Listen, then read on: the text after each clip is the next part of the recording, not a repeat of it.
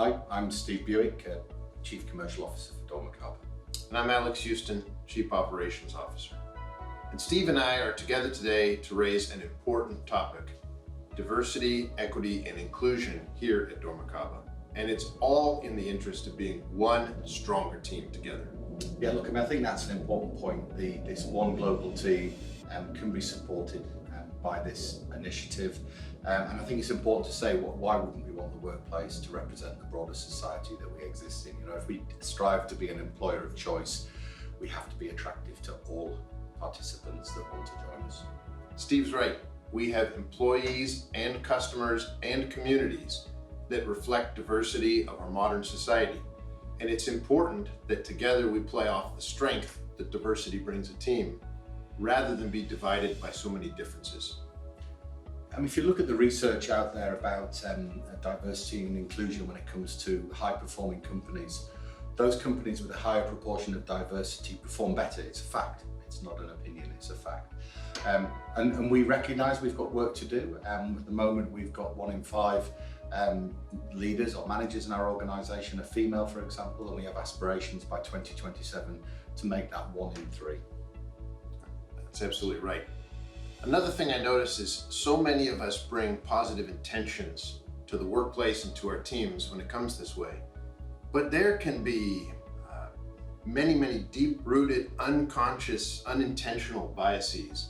And there's some great training that our management teams have been through, available to employees to ensure that we can take a look at this inventory and really rid ourselves of these tendencies. It creates a more inclusive environment that way. Yeah, look, I think those unconscious biases that you refer to are things that we need to work on, and we need to make sure that people are aware that language is a very powerful tool, and if we use the wrong language, it can land in the wrong way. And what it will prevent is it'll prevent collaboration, it'll prevent openness, and it will prevent people feeling as though they're included in the workforce. And you know, we have to also avoid things like microaggressions, you know, making assumptions that certain people, based upon either their gender, their ethnicity, etc., would do certain work, do certain tasks. And it's very important we do that, and it's very important we recognise that we can all improve in that regard. Absolutely. That's why I found the training useful. And there are certain topics just to leave at home that don't really have a place in the workplace. And that's important as well.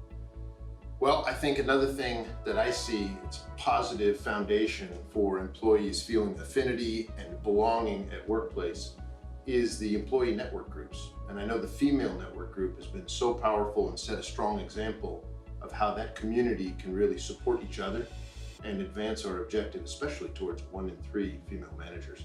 Yeah, and I think it sets the agenda for us to, and sets a drumbeat for us to improve.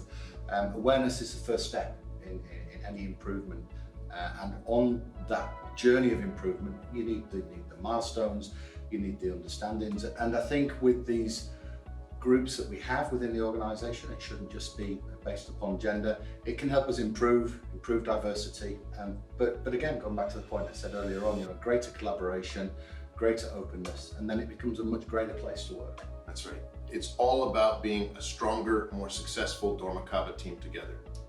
Thanks for listening to this important topic. We ask you to take it very seriously. It's about constant improvement and a journey to get better. Thank you. Also, thank you from me. As Alex said, super important topic. We need to make sure that we're aware of this in the workplace, and only we can change it. Only we can change how we react